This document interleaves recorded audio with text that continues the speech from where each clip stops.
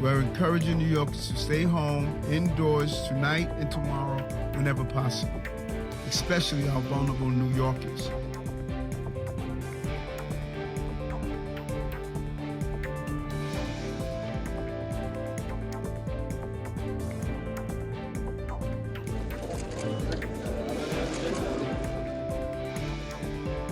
Repatriation is critical to reducing the populations of both displaced persons camps like Al-Hol and detention centers holding nearly 10,000 ISIS fighters.